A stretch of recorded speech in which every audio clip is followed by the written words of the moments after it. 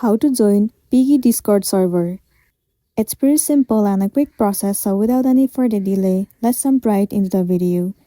So start by heading over to your application Discord. Make sure you are logged into your account. Once you're in here, go back and click on this plus icon at the bottom left corner of the screen. Click on Join a Server. Now in this section, you have to paste this link, discord.gg/piggy, and then click on Join with Invite link.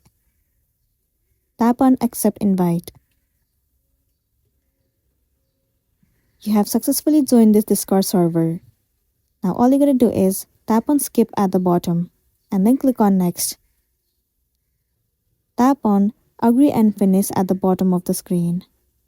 Once done, now you will be able to chat with any of the people in this server, and then you'll be good to go. So that's a wrap for this video. If this video helped you, give it a like and check out our next tutorial. Thank you.